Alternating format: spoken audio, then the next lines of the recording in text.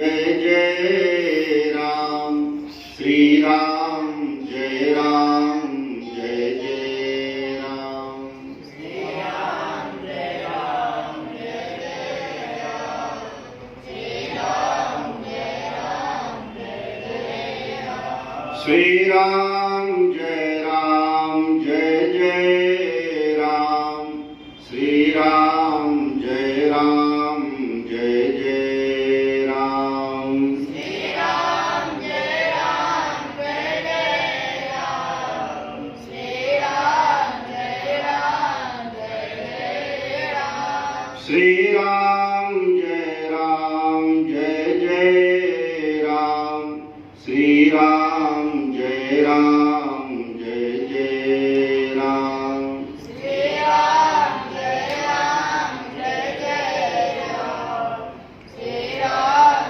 जय राम जय जय राम श्री राम जय राम जय जय राम श्री राम जय राम जय जय राम श्री राम जय राम जय जय राम श्री राम जय राम जय जय राम कलियुग केवल नाम यधारा सुमिरे सुमिर नर उतरे ही पारा कलियुग केवल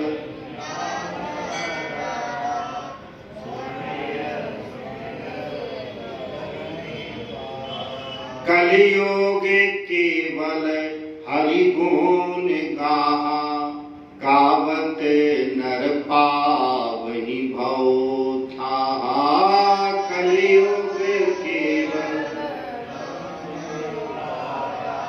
गावत नर पावहि भव था कलियुग जोग जग नहीं ज्ञाना एक आधारे राम गुण गाना कलियुग जोग एक आधारे राम गुण गाना सीता राम जय सीता राम सीता राम जय सीता राम सीता राम जय सीता राम सीता राम जय सीता राम श्री सीताराम जी महाराज की जय श्री हनुमान जी महाराज की जय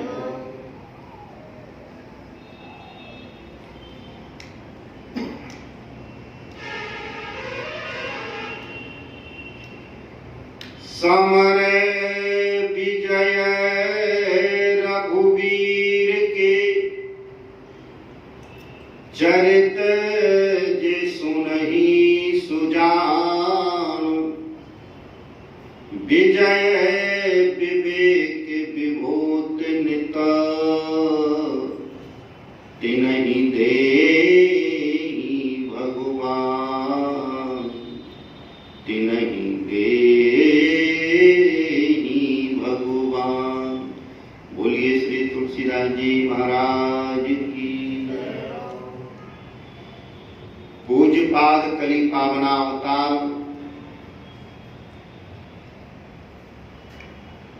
भक्त कविकुल चूड़ामणि श्रीमद् गोस्वामी तुलसीदास जी महाराज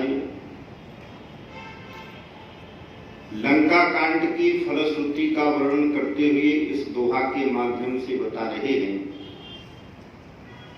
इसका भाव है समर विजय रघुवीर के चरित जे सुनहि सुजान विजय विवेक विभूत तिन नित तिन्हि देहि भगवान।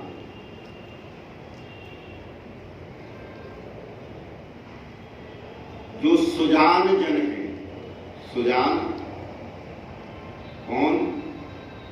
जो भगवान के भजन में लगे रहते हैं, साधना के पथ पर लगे रहते हैं, साधना में लगे रहते हैं, वे भगवान के सुजान जन हैं।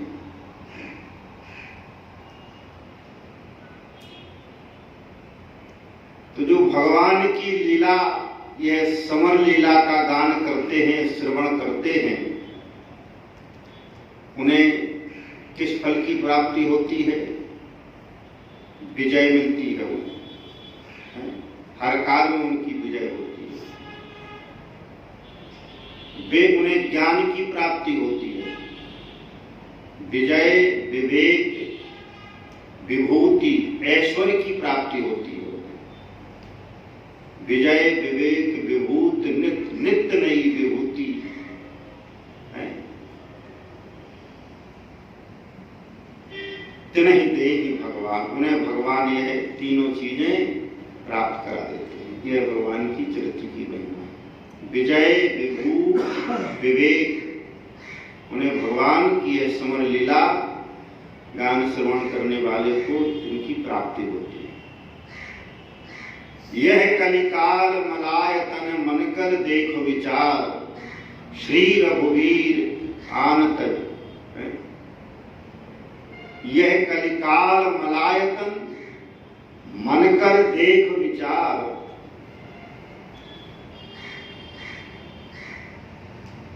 श्री तुलसीदास जी कहते हैं यह भयंकर कलिकाल क्या है? ये विषयों का घर है, विकारों का घर है। मन से विचार करके देखो, यह कलिकाल विषयों का घर है। लेकिन इन विषयों के घर से कैसे बचा जाए? तो श्री रघुवीर नाम तजी है।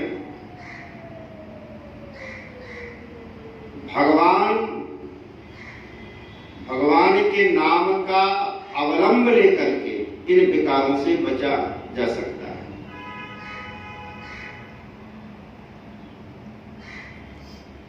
तो आइए हम सभी लोग भगवान की लीला का गान करें, श्रवण करें। पूर्व प्रसंग में आप सभी श्रवण कर चुके हैं।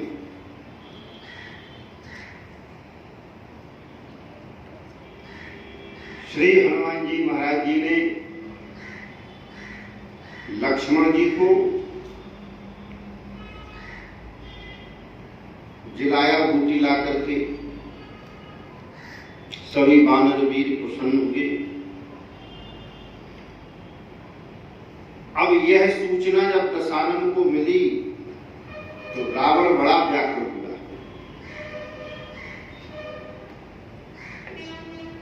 और दुखी होकर के वह सीधे कुंभकर्ण के पास जाता है। कुंभकर्ण उसका भाई है। 6 महीने से आराम से खर्राटे मार करके सो रहा है।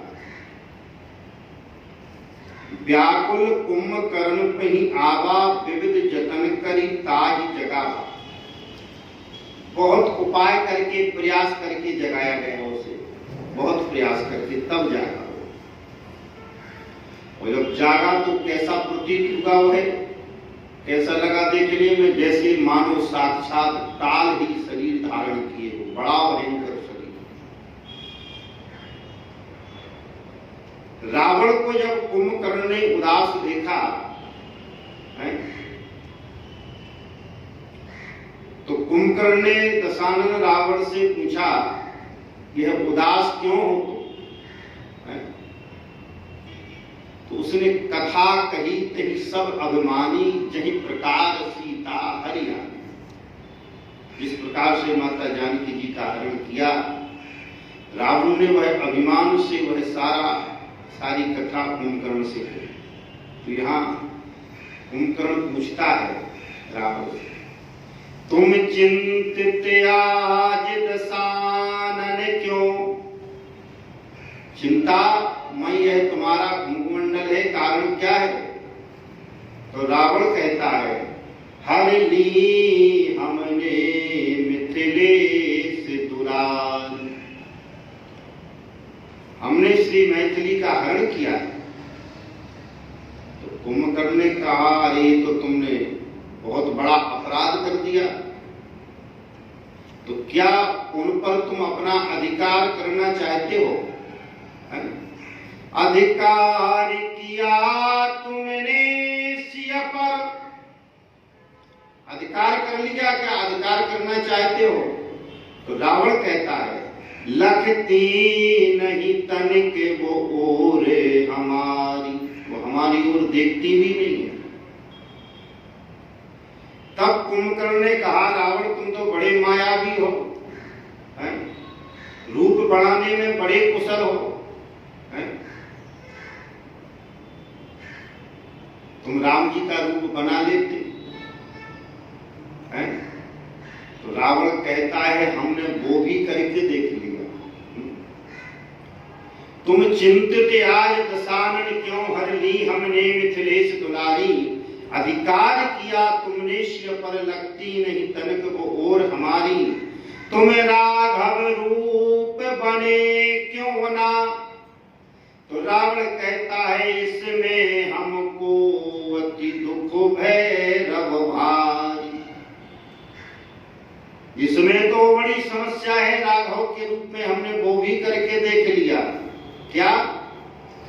राघव रूप लिया हमने जब, तो परिणाम क्या होगा? राम जी के रूप धरने का फल क्या होगा? बोले राघव रूप लिया हमने जब, तब मात समान लगी सब नारी, यह नारी हमें सब माता के स्वरूप में दिखने लगी, पर नारी माता के समान दिखने लगी। यह राम के रूप धारण करने का फल होगा। तब कुंभकर्ण ने समझाया अरे मूर्ख, तुम बड़ा दुर्बुद्धि है, तुम बड़ा अभागा है, जिन माता जगत जानने की शरण में जाना चाहिए तुम उनका हरण करके लाया है, उनका हरण करके लाया है। सुन दस कंधर वचन सब कुंभकर्ण बिलखान, और जगदम्बा हरि आने अब सट चाहत कल्याण, उनका हरण करके तुम कल्याण चाहता है, लेकिन तुमने हमें जगा करके अच्छा नहीं किया, यह तुमने बड़ा अपराध किया है।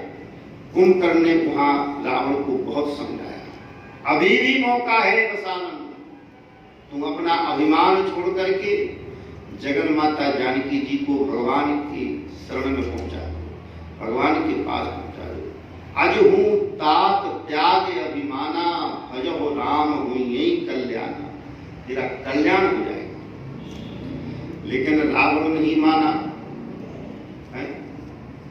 रावण ने कहा यह उपदेश का समय नहीं है भ्राता, बड़े बड़े योद्धा का संहार हो गया है।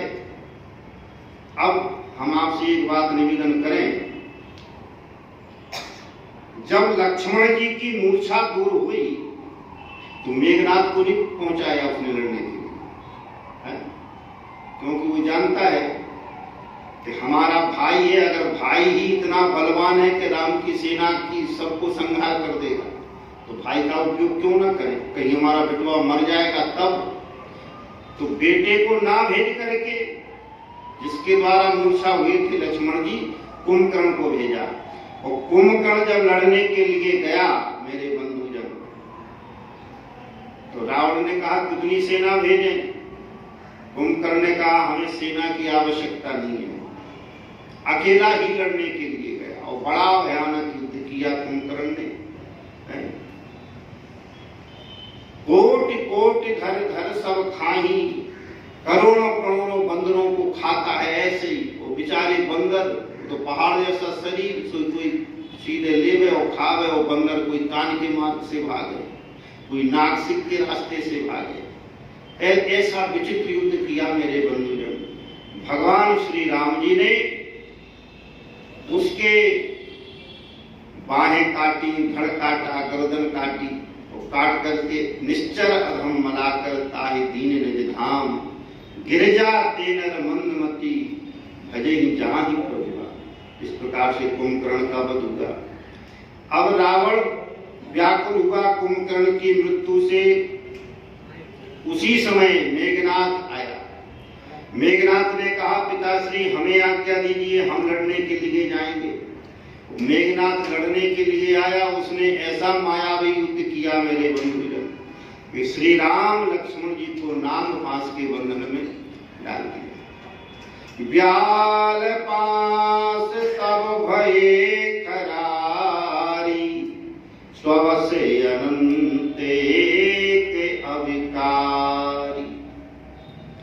नटेबे कपट चरित कर नाना, सदा स्वतंत्र एक भगवान। नागपाश के बंधन में डाला। तब देवर्षि नारद जी ने जाकर के गरुण जी को सूचना दी। गरुण जी आए मेरे बंधुजन। गरुण जी ने भगवान श्री राम लक्ष्मण को नागपाश के बंधन से मुक्त किया। और जब भगवान मुक्त हुए नागपाश के बंधन से, तो मेघनाथ समझ गया कि यह राम लक्ष्मण साधारण नहीं है, इनके लिए शक्ति प्राप्त करनी चाहिए। और जाकर के पर्वत की कंदरा में जाकर के यज्ञ करने लगा। विभीषण जी को यह सूचना मिली कि यह मेघनाथ मख करई अपावन, खल मायावी देव सतावन। भगवान से कहा, प्रभु यह मेघनाथ अपावन यज्ञ कर रहा है और इसका यह यज्ञ सिद्ध हो जाएगा तो यह मरेगा नहीं। तब भगवान श्री राम जी ने अंगद और श्री लक्ष्मण जी को वहां भेजा। आज लक्ष्मण जी ने कहा, प्रभु मैं आपके चरणों की सौगंध खा करके कहता हूं कि मैं उस शत्रु का, उस मेघनाथ का वध करके ही आऊंगा, तभी मैं आपका सच्चा सेवक कहूंगा। और लक्ष्मण जी और अंगद जी मेरे बंधुजन साथ गए। जो तई आज बंधे बिन आवो, तो रघुपति से बगना कहावो। जो सतसंग करही सहाई, तदपि हतहु रघुवीर दुहाई। उसका यज्ञ विध्वंस कर दिया। और मेरे बंधुजन जब यज्ञ विध्वंस हुआ तो वह मेघनाथ लड़ने के लिए आया। बड़ा भयंकर युद्ध हुआ श्री लक्ष्मण जी और मेघनाथ में। लक्ष्मण जी ने अंत में विचार किया, इस दुष्ट को हमने बहुत युद्ध का खेल खिलाया है, ऐसी मृत्यु देनी चाहिए। लक्ष्मण जी ने बाण का संधान करके मेघनाथ का वध किया। और जब वध हुआ तो भगवान श्री राम राम लक्ष्मण का नाम लिया मेघनाथ ने। और श्री हनुमान जी और अंगद जी बड़े प्रसन्न हुए। लक्ष्मण मनयस मंत्र धृणावा, यह पाप में बहुत खिलावा। सुमेर कौशलाधीश प्रतापा, सर संधान कीन करिदापा। छाना बाण माज और लागा, मरती बार कटक सब जागा। रामानुज कहे राम कहे, अस कहे छाड़ सी प्राण।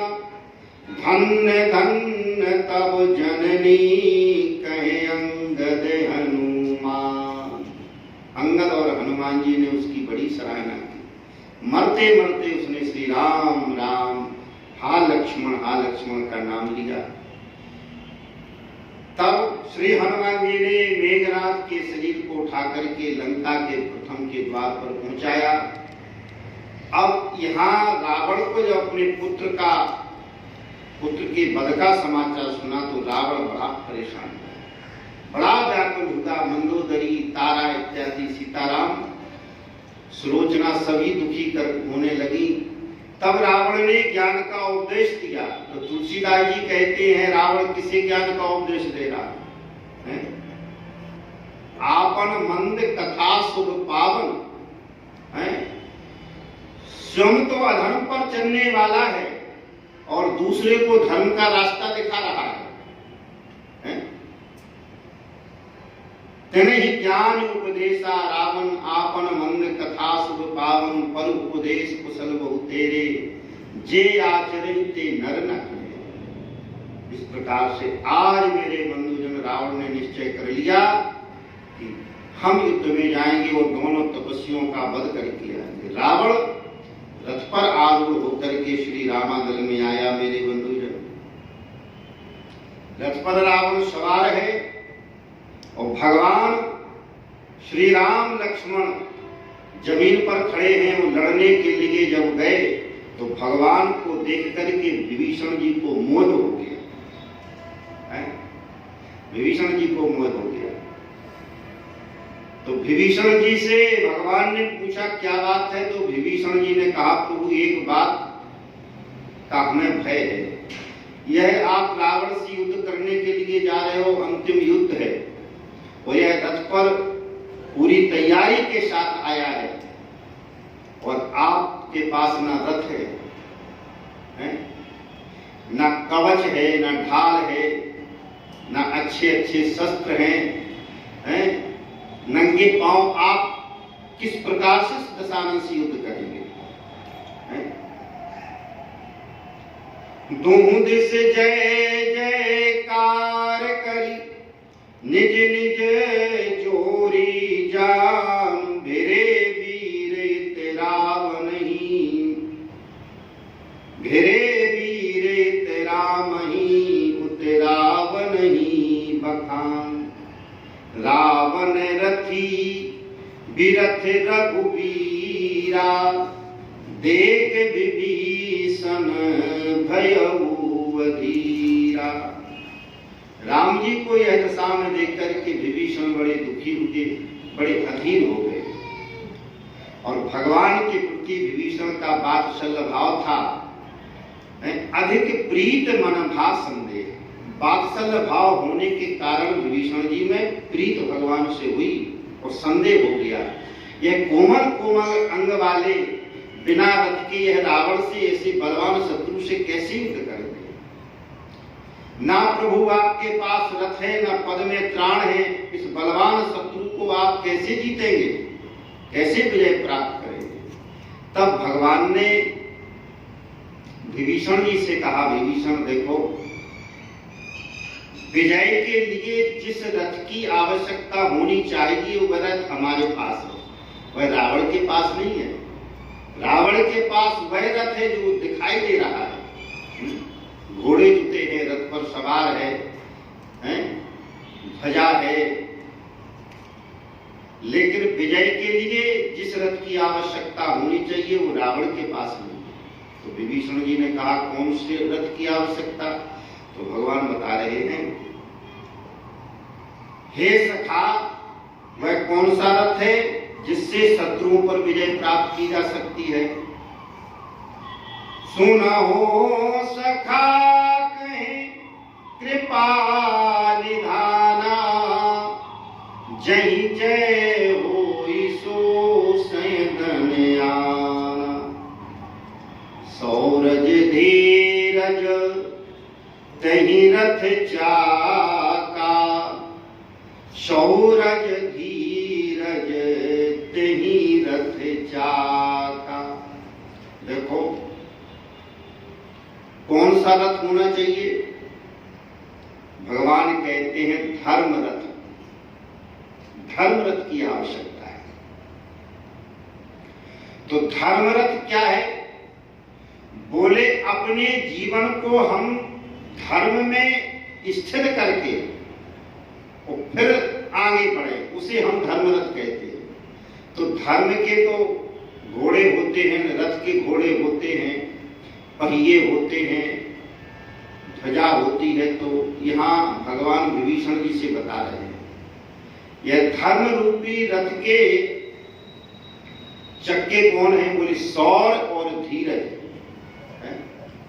सौरज धीरज तहि रथ चाका। जैसे रथ के दो पहिए होते हैं और रथ के पहिए जो है वो सौर का प्रतीक है। रथ के पहिए सौर का प्रतीक है, पुरुषार्थ का प्रतीक है, जो रथ को आगे बढ़ाते हैं। लेकिन उसमें उन पहियों के बगल में एक चकीर लगी रहती है? अगर चकीर ना लगी हो तो पहिया निकल के बाहर फूक जाए है? तो उसमें जो चकीर है, पहिए स्वर का प्रतीक है, तो उसमें जो चकीर लगी रहती है वो पहियों की बार बार ठोकर खाती है, बार बार ठोकर खाती है, फिर भी वह धीरज धारण किए रहती है। तो चाका माने चक्र, पहिया, और चाका माने चकीर, तो यह चकीर ही धीरज का प्रतीक है और पहिए ही शौर्य का प्रतीक है। इसका मतलब हम जब अपने पुरुषार्थ के मार्ग पर बढ़े, धर्म के मार्ग पर बढ़े, तो अपने जीवन को पुरुषार्थशाली बनाना चाहिए है? लेकिन उस पुरुषार्थ में आने वाली कितनी ही समस्या हो, लेकिन धीरज का त्याग नहीं करना चाहिए, धीरज धारण करा है। इसलिए सौरज धीरज तही रथ चाका। अब रथ में ध्वजा पताका दोनों लगी रहती हैं, पताका दूर से दिखाई देती है? सीताराम। सौरज धीरज तही रथ चाका, सत्यशील धृण ध्वजा पताका। ध्वजा दूर से दिखाई देती है, लेकिन पताका एक छोटी होती है, जब नजदीक आओ तभी दिखाई देती है? वो मध्य में लगी रहती है चक्र के। इसलिए यह सत्यशील, सत्य ही व्यक्ति की ध्वजा है और उसका शील ही उसकी पताका है। देखो, व्यक्ति जब सत्यवादी होता है, जीवन में सत्य को स्वीकार करता है, तो उसके सत्य का प्रचार होता है। दूर दूर तक सूचना फैलती है, भैया वो राजा बड़े सत्यवादी हैं, वो व्यक्ति बड़े सत्य बोलते हैं, उनकी महिमा दूर तक गाई जाती है। लेकिन सत्यवादी पुरुष का शील, सत्य तो दूर से पहचान लिया जाता है, लेकिन उसका स्वभाव, उसका शील पास में जाकर के पता चलता है। और वह कथा तो आपने सुनी है कि होगी, भगवान ने जब जयंत के ऊपर अपने बाण का संधान किया, तो बेचारे को प्राण बचाने की कहीं ठौर नहीं मिला उसे। ब्रह्म धाम शिवपुर सब लोका, हिरा समुद्र व्याकुल भय शोका, काहू बैठन कहा न हुई, लाख को सकई राम कर दो। लेकिन नारद जी ने जब जयंत को विकल देखा, तो जयंत को भगवान के पास भेजा। तो प्रभाव यह है भगवान का, लेकिन भगवान का स्वभाव पास में जाने से पता चलेगा। तो सत्यशील धृण ध्वजा। देखो,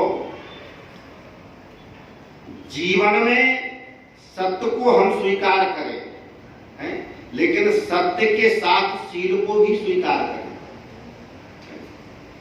देखो, शीलवान व्यक्ति बड़ा संकोची होता है, जल्दी कुछ बोलता नहीं है, शील संकोची वाला। और भरत जी में शील प्रधान है, भरत शील गुण विनय बड़ा है। इसलिए भरत जी पूछने में भी, भगवान से पूछने में भी संकोच करते हैं। जो सत्यवादी होगा वो शीलवान होगा, संकोची स्वभाव का होगा। तो सौरज धीरज तही रथ चाका, सत्यशील धृण ध्वजा पताका। हम अपने कार्य में रहे, धर्म पर आरूढ़ रहे, धर्म के रथ पर रहे, लेकिन पुरुषार्थ जीवन में हो, पुरुषार्थ के साथ जीवन में धीरज हो, और जीवन में सत्य का आश्रय हो, सत्य की शरण हो, तो जीवन शीलवान हो। यह धर्म रथ है। और आगे कहते हैं भगवान, घोड़े कैसे होने चाहिए? बल विवेक दम परहित घोरे, बल विवेक दम परहित घोरे। ये 4 घोड़े होने चाहिए। धर्म पथ पर चलने के लिए 4 घोड़ों की आवश्यकता है। कौन सी? बोले, एक बल, और दूसरा विवेक है, तीसरा दम, और चौथा परहित। बल माने यहाँ बल का अर्थ है कि पुरुषार्थी जीवन होना चाहिए, पुरुषार्थी, परिश्रमी, पीछे नहीं हटना चाहिए। जैसे जानकी जी का हरण हुआ तो भगवान हताश नहीं हुए हैं। जानकी जी की खोज करने के लिए कितनी समस्याओं से जूझे, वो आगे ही भगवान बढ़ते गए। लेकिन बल, विवेक, ज्ञान का आश्रय लेना चाहिए, दम, इंद्रियों को दमनशील करना चाहिए, इंद्रियों को पर अनुशासन करना चाहिए और परहित में जीवन हम लोगों का व्यतीत होना चाहिए, परहित में तत्पर होना चाहिए। लेकिन आप आगे देखेंगे बल, विवेक, दम, परहित, घोड़े, 4 घोड़े हैं, वो 3 रस्सी हैं। क्षमा, कृपा, समता, रज, जोरे। क्षमा, कृपा, समता, रज, जोरे। अब आपने देखा होगा कि जब रस्सी बनाई जाती है तो उसमें 3 लड़ की रस्सी होती है, 3 लड़ की रस्सी। और जब 3 रस्सी को बट करके हम एक बना देते हैं तो उसे क्या कहते हैं? जोड़े माने जोड़ा। तीनों को बना करके उसे एक करते हैं। घोड़े भले ही 4 हैं, लेकिन 4 घोड़ों को कंट्रोल में करने वाली वह एक ही रस्सी है। लेकिन 3 लड़ से बनाई गई है। वो 3 लड़ कौन है? क्षमा, कृपा, समता, रज, जोड़े। तो बल अगर हमारे जीवन में है, हम बलवान हैं, तो बल के साथ क्षमा का भी उपयोग होना चाहिए, क्षमावान जीवन होना चाहिए। बल है तो ऐसा नहीं सबको दंड ही देते, बल है तो क्षमा का भी भाव रखो, क्षमा और कृपा। और जीवन में ज्ञान है तो समता का व्यवहार करो, जीवन में ज्ञान है तो समता का व्यवहार करो और परहित रूपी घोड़े से कृपा करते रहो। ये 4 घोड़ों को 3 रस्सियों से बांधा, जो एक करके बांधा गया। क्षमा, कृपा, समता, रज, जोड़े।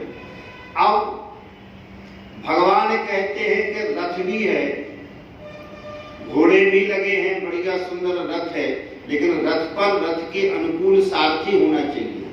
रथ अपने आप थोड़ी चलेगा, और बिना सारथी के रथ को अगर छोड़ दोगे तो कोई कहे कहाँ जा रहे हो, तो वो यही कहेगा जहां ये घोड़े ले जाए। तो घोड़ों को स्वतंत्र नहीं छोड़ना चाहिए। हम धर्म पथ पर चलें तो इंद्रियों को स्वतंत्र नहीं छोड़ना चाहिए। ये इंद्रिय रूपी घोड़े हैं, इन्हें स्वतंत्र नहीं छोड़ना चाहिए। तो सारथी कौन सा बैठा लें? तो तुलसीदास जी कहते हैं, यह भगवान कहते हैं, सारथी भगवान का भजन जीवन में हो गए, यही सारथी है। तो भगवान का भजन रूपी सारथी अगर हम बैठाएंगे तो ये हमें धर्म पथ से कभी भटकने नहीं देगा। ये सदा हमारे सुमार्ग में यह रथ को ले जाएगा। ईश भजन सारथी सुजाना, ईश भजन सारथी सुजाना। एक सुजान सारथी, भगवान का भजन, भजन श्याम सुंदर का करते रहोगे तो संसार सागर से तरते रहोगे। भजन श्याम सुंदर का करते रहोगे तो संसार सागर से तरते रहोगे। मिलेंगे कभी ना कभी वो बिहारी, मिलेंगे कभी ना कभी वो बिहारी, जो सत्संग पथ से गुजरते रहोगे। भजन श्याम सुंदर का करते रहोगे तो संसार सागर से तरते रहोगे। यह है ईश भजन सारथी सुना।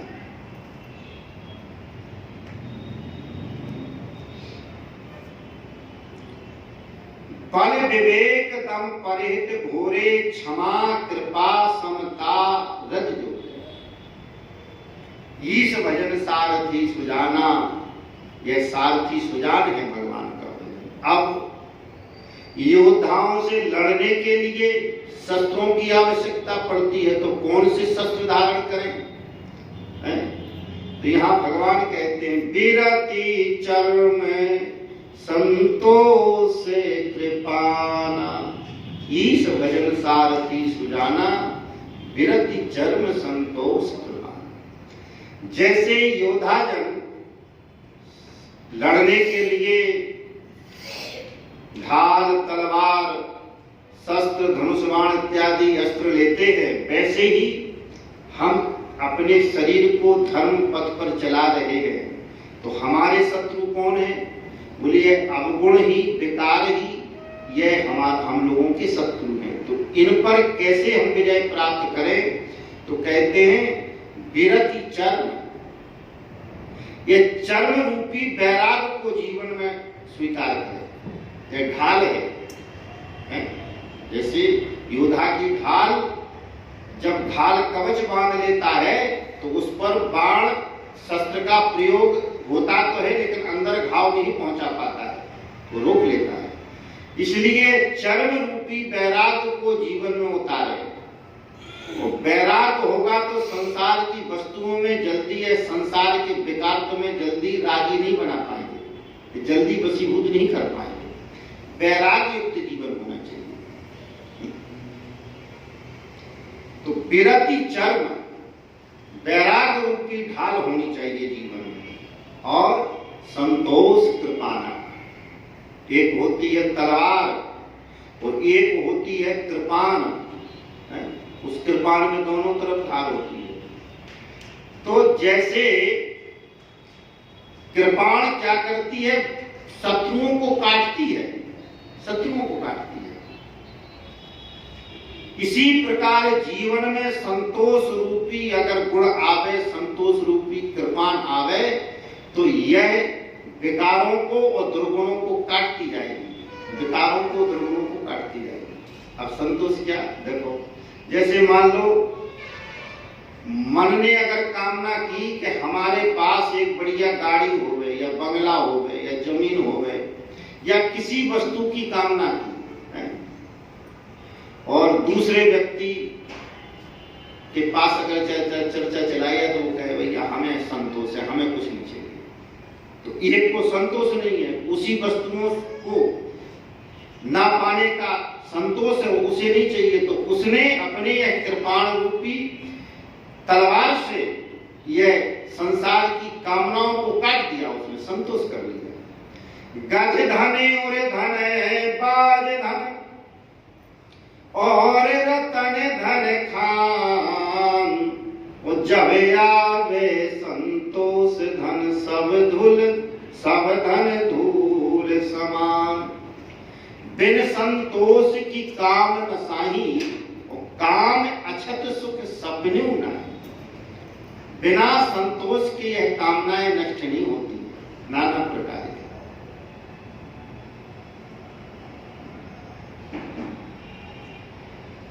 एक महात्मा अपनी जीवन में अपनी मस्ती में कहा करते थे, जिसे रघुराज प्रीतम ने शरण अपनी बसाया है?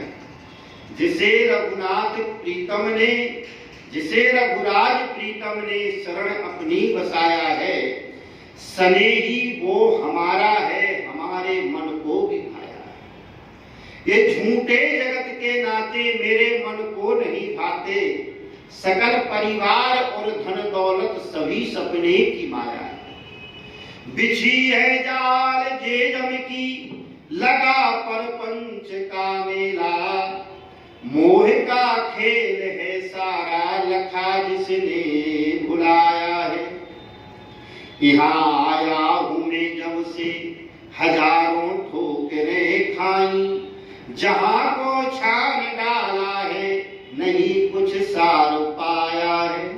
हुआ हैरान में जब से लगा कर ध्यान जो बैठा, लखा फिर रूप है उनका जिन्हें सतगुरु लखाया है। झलक एक श्यामली झलकी, कली एक खिल गई दिल की, गई बलिहार में उनकी जो तन मन में समाया है। रही अब चाहे क्या बाकी, लखी भगवान की झांकी, उन्हीं के प्रेम रस चाखी जो तन मन में समाया है। कहे कंचन उमर न अब मेरा मतलब किसी से है, तजा संसार को हमने कंचन भक्ति को पाया है। यह क्या है? संतोष कृपाना। जब जीवन में संतोष आवे, जब आवे संतोष धन, तो सब धन धूल समा। संतुष्टमय जीवन हो गए। और तो यह चरम ही हमारा वैराग्य है, जो हमारे दुर्गुण रूपी शत्रुओं का बाढ़ सहन करते हैं, अंदर प्रवेश नहीं कर देते हैं। जैसे मानो नेत्रों का गुण क्या है? सुंदर रूप देखना।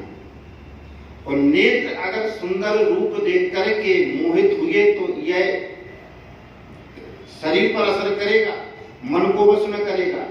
तो अगर वैराग्य रूपी चर्म होगी, वैराग्य में जीवन होगा, तो हम देखेंगे तो भली संसार की सुंदरता को, लेकिन यह संसार की सुंदरता हमें आकर्षण नहीं कर पाएगी, मोहित नहीं कर पाएगी। अब देखे बिना भी नहीं चलना है। संसार में रहेंगे तो बोलना भी है, सुनना भी है, सूंघना भी है, चलना भी है, सब कुछ करना है। तो राग से मुक्त होना है। तो वैराग कौन? देखो, वैराग सच्चा वही है जो संसार से तो वैराग हो गए, लेकिन यह वैराग तुम्हारा दृढ़ बना रहे, उसके लिए भगवान के चरणों में राग होना परम आवश्यक है। भगवान की भक्ति करना परम आवश्यक है, साधना करना परम आवश्यक है। तब यह तुम्हारा संसार से वैराग बना रहेगा। और वैसी वैराग बना रहे वो भगवान की ना भक्ति, ना पूजा, ना पाठ, ना साधना, ना भजन, कुछ नहीं, तो वह एक ना एक दिन तुम्हें संसार में अवश्य फंसा देगा, तुम्हें रागी बना देगा। इसलिए संसार से वैराग और भगवान के चरणों में राग। जो हमारी ममता पहले थी, पति में थी, पत्नी में थी, पुत्र में थी, बेटा में थी, बेटी में थी, जिनमें जिसमें भी ममता थी, वह सारी ममता समेट करके एक सूत्र में बांध करके भगवान को ही अपना सब कुछ मान ले गए। तभी हमारा यह वैराग दृढ़ता पूर्वक इस वैराग्य का निर्वाह हो सकता है। जननी जनक बंधु सुत दारा, तन धन भवन सुहृदय परिवारा, सबकी ममता ताग बटोरी, मम पद मन ही बांध भर डोरी, फिर समदर्शी इच्छा कछुनाई। फिर ऐसा हमारा स्वभाव बन जाता है, सारा संसार को हम समदृष्टि से देखने लगते हैं। तो यहाँ कहते हैं ईश भजन सारथी सुजाना, विरति चरण संतोष कृपाना। अब योद्धा के पास एक दो ही अस्त्र थोड़ी होते हैं, अनेकानेक रथ खचाखच शस्त्रों से भरा रहता है। तो फरसा भी होता है, प्रचंड बाण शक्ति भी होती है, धनुष बाण होते हैं। तो ये कौन से गुण हैं? दाने परोसे बुद्धि शक्ति प्रचंडा, बड़े विज्ञान कठिन को डंडा। को दंड माने धनुष्मान। तो फरसा कैसा होना चाहिए? दान रूपी जीवन में फरसे को स्वीकार करें। देखो, फरसे से भी काटा जाता है, वो दान से भी काटा जाता है। फरसे से हम शत्रुओं को काटते हैं और दान से हम लोभ रूपी शत्रु को काटते हैं। हम जब दान देंगे तभी तो हमारा लोभ मरेगा। कई लोग तो लोभ के कारण कुछ देना ही नहीं चाहते। तो दान देना, दे करके मानो हम दूसरों को दे करके यह लोभ रूपी शत्रु को मार देते हैं। क्योंकि जब हमारा जीवन लोभ से रहित होगा, लोभ से मुक्त होगा, तभी तो हम दान करेंगे। लोभी व्यक्ति दान थोड़ी करता है। तो दान रूपी फरसे से हम लोभ रूपी शत्रु को मारेंगे। अब दान पुरुष बुद्धि शक्ति प्रचंडा, बुद्धि हमारी तीव्र होनी चाहिए, प्रचंड होनी चाहिए, और बुद्धि हमारी ऐसी एकदम पवित्र होनी चाहिए। ये कहते भैया वे बड़ी कुशाग्र बुद्धि के हैं, ये कहते बड़ी कुशाग्र बुद्धि के, पैनी बुद्धि वाले, पैने पैने जो बाण होते हैं, जो है शक्ति पैनी पैनी होती है, इसलिए कुशाग्र बुद्धि होनी चाहिए। पर विज्ञान कठिन कौशलता, पर कहते हैं श्रेष्ठ को। विज्ञान में हमारा जीवन व्यतीत होना चाहिए। विज्ञान एक होता है ज्ञान। ज्ञान से क्या होता है? ज्ञान से हम संसार की भौतिक वस्तुओं की जानकारी करते हैं। ज्ञान से हम भौतिक वस्तुओं की जानकारी करते हैं, लेकिन विज्ञान से हम परमार्थ मार्ग की जानकारी करते हैं, परमार्थ तत्व की जानकारी करते हैं, अपने अंदर रहने वाले आत्मचिंतन में लगते हैं, उसे हम विज्ञान कहते हैं। ये संसार वाला विज्ञान नहीं। विज्ञान, विज्ञान यानी देव भाव से उठना, वह विज्ञान। तो जीवन में कुशाग्र बुद्धि होनी चाहिए, अपनी बुद्धि को पवित्र बनाए और विज्ञान रूपी धनुष बाण धारण करे। अब क्या होता है? शत्रुओं के पास होता है जो जिसमें बाण रखे जाते हैं, बाण, उसको तूणीर बोलते हैं। अमल अचल मने त्रोणे समाना। जैसे बाण उस त्रोण में रखे रहते हैं, बाण निकलते रहते हैं, त्रोण स्थिर बना रहता है। इसलिए अमल अचल मन त्रोण समाना। यह हमारा निर्मल मन जब हो गए, निर्मल मन की पवित्रता और एकाग्र हो गए, यही हमारा तूणीर है, यही हमारा त्रोण है। अचल मन होना ही। और इस त्रोण में बाण कौन कौन से होने चाहिए? संयम नियम श्री मुखनाना। संयम नियम रूपी बाण होना चाहिए। देखो, संयम कहते हैं जो समय पर किया जाए, और नियम कहते हैं जो रोज किया जाए। संयम माने समय पर। जैसे हमारे ठाकुर जी की आरती जो है 5 बजे होती है, तो 5 बजे करना यह संयम है, समय पर करना, और रोज करना यह नियम है। तो यह क्या है? संयम नियम फूल फल ज्ञाना और हरिपद रतिरस वेद बखाना। तो यहाँ पर बताते हैं जीवन में संयम नियम रूपी बाण रखे हैं। संयम नियम को जीवन में स्वीकार करें। यह इन संयम नियम हम अपने जीवन को मानस साधना के पथ पर चला रहे हैं। तो यह विकार रूपी शत्रु हमारा सामना नहीं कर पाएंगे। ये काम क्रोध लोभ मोह कब आक्रमण करते हैं? जब हम अपने जीवन को फालतू व्यतीत करते हैं, बेमतलब घुमाते फिरते हैं, इसका कोई कारण नहीं। तो अपने जीवन का सदुपयोग करें। देखो, यह शरीर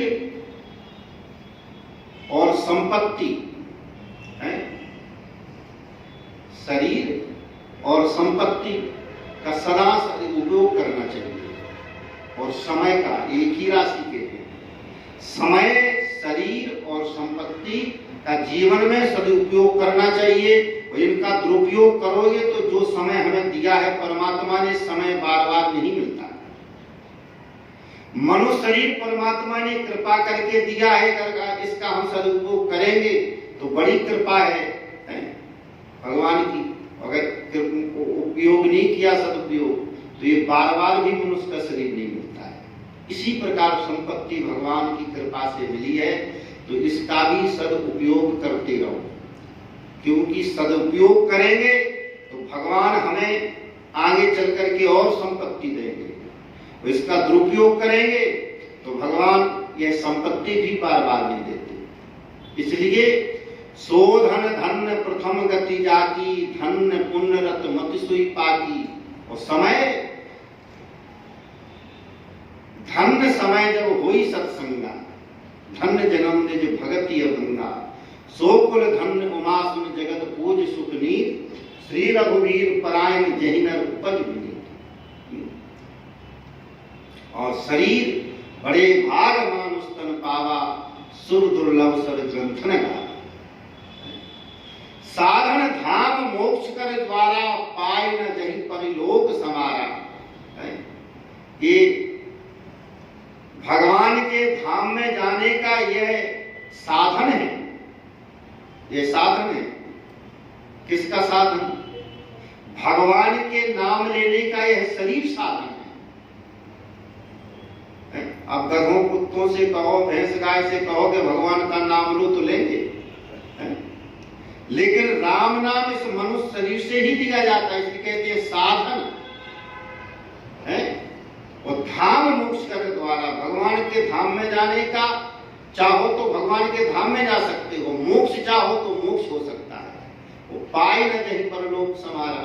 ऐसा कृपा मैं शरीर पाकर के तुमने सदुपयोग नहीं किया तो सो परत्र दुख पावई, सिर धुन धुन पछताई, काल ही कर्म ही ईश्वर है।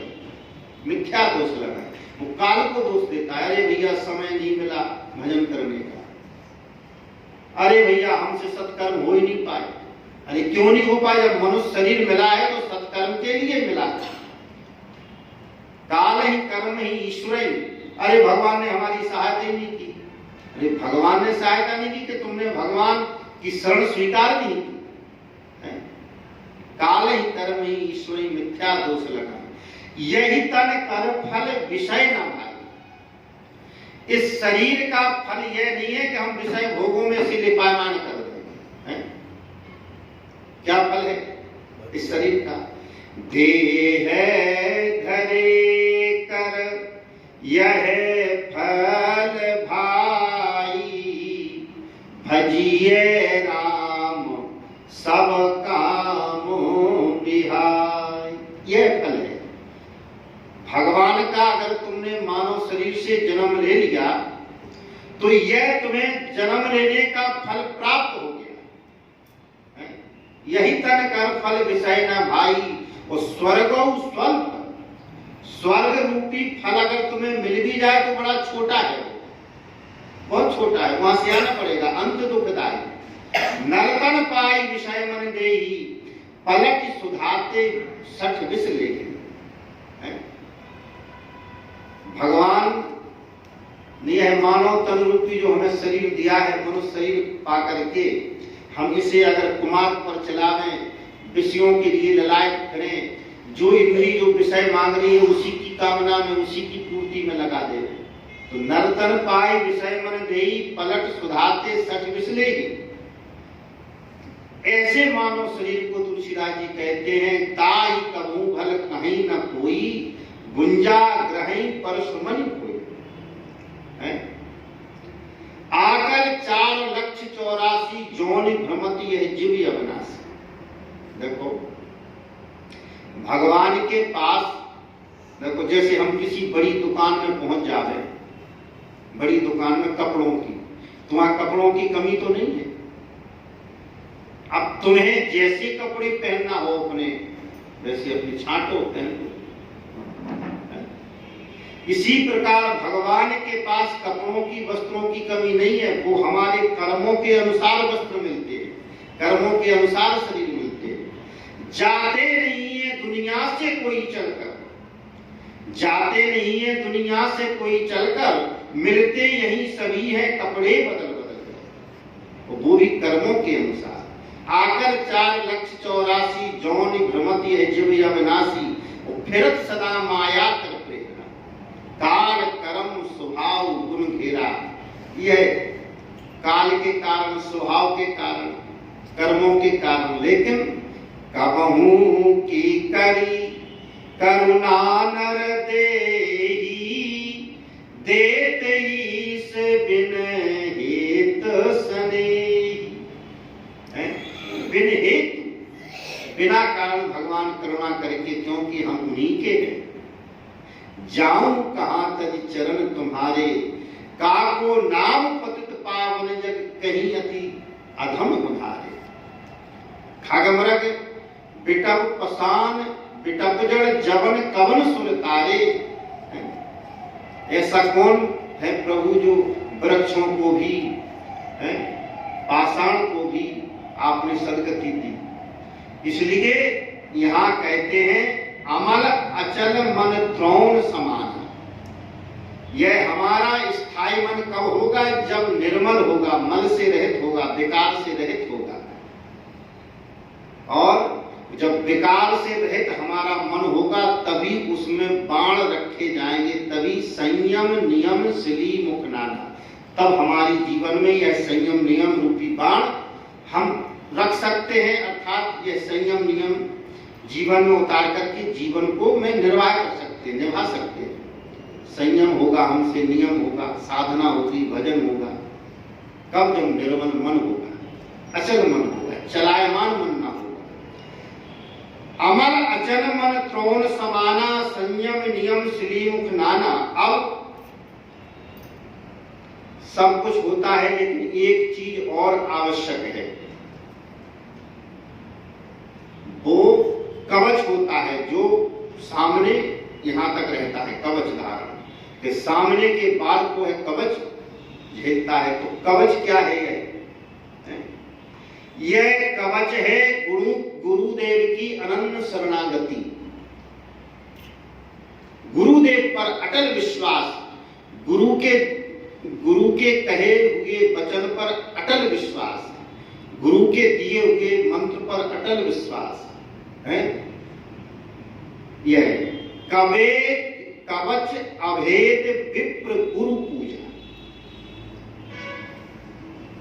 कवच अभेद विप्र गुरु पूजा। तो ब्राह्मणों का गुरुदेव की पूजा, ब्राह्मणों का गुरुदेव का सदा सम्मान करना, यह तुम्हारे जीवन का कवच है। कवच अभेद विप्र गुरु पूजा, और यही सम विजय उपाय न दूजा। अब पूजा क्यों? देखो, ब्राह्मण हमारे महीश्वर हैं, ब्राह्मण देवता है, ये पृथ्वी के देवता है। और गुरुदेव हमें जीवन में सद्मार्ग बताने वाले हैं। हमारे जीवन में जो समस्या आती है वो गुरुदेव ही उनका निवारण करते हैं। और दशरथ जी के जीवन में कोई पुत्र नहीं था तो गुरुदेव की प्राप्ति से मिली, गुरुदेव की कृपा से 4 पुत्रों की प्राप्ति हुई। तो ये हम जीवन में जो भी आगे कार्य करें वो गुरुदेव की सहमति से करें, ब्राह्मणों को प्रसन्न करके करें।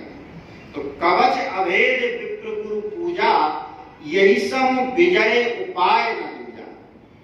यह तुम्हारे जीवन पथ पर यह अटल विजय प्राप्त कराने वाला है, दूसरा उपाय नहीं। यह कौन बोले? धर्म रूपी रथ, अपने जीवन को धर्म रथ पर चलाते। तन को जल से धुलाना सरल है, मगर मन को निर्मल बनाना बड़ी बात है। मन को निर्मल बनाना बड़ी बात है। भोग हित दौड़ जाना कठिन ही है क्या, भोग को त्याग देना बड़ी बात है। और पंथ में वे में देश परदेश में चित्त रमता रहा राग और उदेश में। दिल किसी का जलाना कठिन ही है क्या, लेकिन ज्ञान दीपक जलाना बड़ी बात है। बन के विद्वान विद्या के अभिमान में अपने मत को चलाना बड़ा ही सरल, लेकिन पूरे संयम सहित धर्म की राह पर अपना जीवन बिताना बड़ी बात है। तो यह भगवान श्री राघवेंद्र ने श्री विभीषण जी से विजय प्राप्त करने के का यह धर्म रथ का वर्णन किया। तो भगवान कहते हैं, सुनो सखा कहि कृपा निधाना, जही जय होई सो सै न निहाना। यह जो है जिस प्रकार से विजय प्राप्त मिलती है, विजय होती है, उसके लिए धर्म रथ पर आरूढ़ होना चाहिए, अपने जीवन को धर्म पथ पर चलाना चाहिए। तो यह मेरे बंधुजन, अब जीतना किसे है? मान लो कि जो रथ पर बैठा है योद्धा, वो तो शत्रुओं को मारता है, और जो धर्म रथ पर बैठा है वो कौन से शत्रु को मारता है? तो तुलसीदास जी कहते हैं, यह संसार ही सबसे बड़ा जीव का शत्रु है, क्योंकि यह संसार ही तो फंसा लेता है जीव को। संसार ही में तो फंस जाता है, कोई किसी में फंस जाता है, कोई किसी में फंस जाता है। तो महाअजय संसार रिपु, यह महाअजय योद्धा है संसार, जो जीव का परम शत्रु है। महाअजय संसार रिपु, जीत सकई सो वीर। जो ऐसे अजय संसार रूपी शत्रु को जीते, वही सबसे बड़ा वीर है, वही योद्धा है। जाके असरथ होई दृढ़, सुनहु सखा रघुबीर।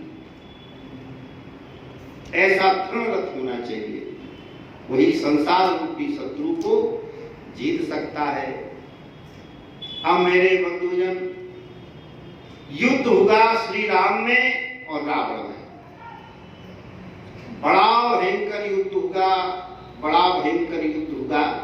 तो भगवान के बाणों से रावण का शरीर छिन्न भिन्न होगा मेरे बंधु, बड़े घाव हुए, रावण की ध्वजा कट गई है, रावण रथ से गिर पड़ा और निहत्था हो गया मेरे बंधुजन।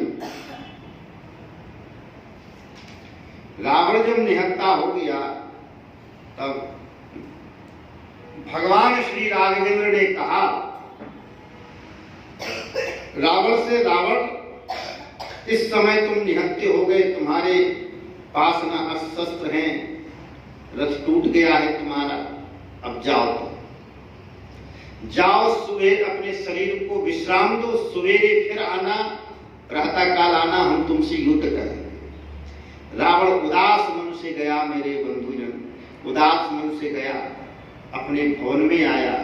मंदोदरी ने पूछा, यह बताओ तुम इतने दुखी क्यों हो, उदास क्यों है, क्या तुम्हारी विजय नहीं हुई?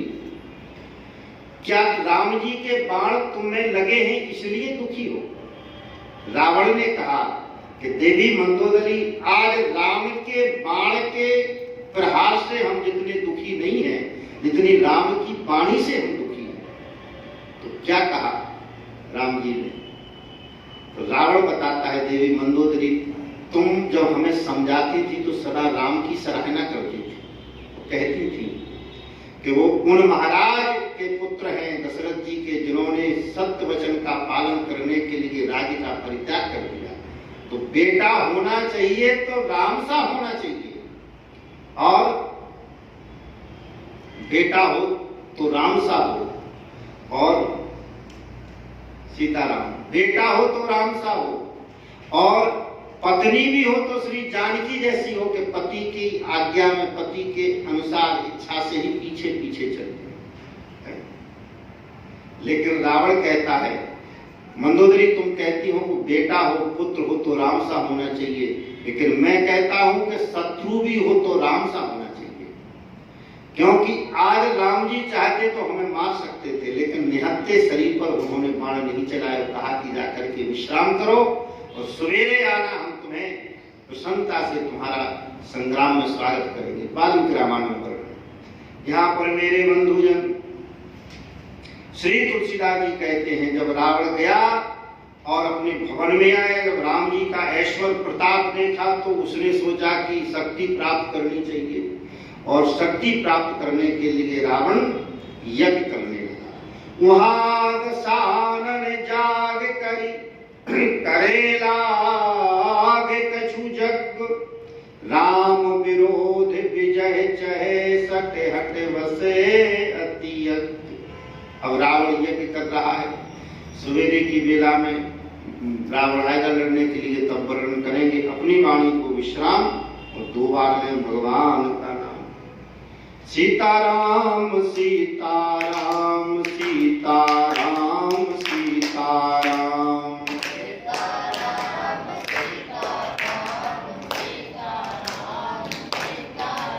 सीताराम सीताराम सीताराम सीताराम,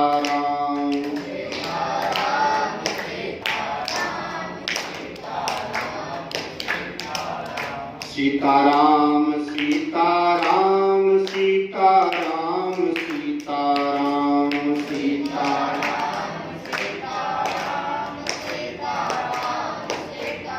सीताराम सीताराम सीताराम सीताराम, श्री सीताराम जी महाराज की जय। श्री गौरी शंकर भगवान की जय। श्री राधा कृष्ण भगवान की जय। जगत जननी दुर्गे मैया की जय। सब संतन की जय, सब भक्तन की जय। जय जय सीताराम, जय जय राधे श्याम। नमः पार्वते पतये हर हर महादेव। सर्वे भवन्तु सुखिनः, सर्वे सन्तु निरामया, सर्वे भद्राणि पश्यन्तु मा कश्चित् दुःखभाग् भवेत्। ओम शांति शांति शांति।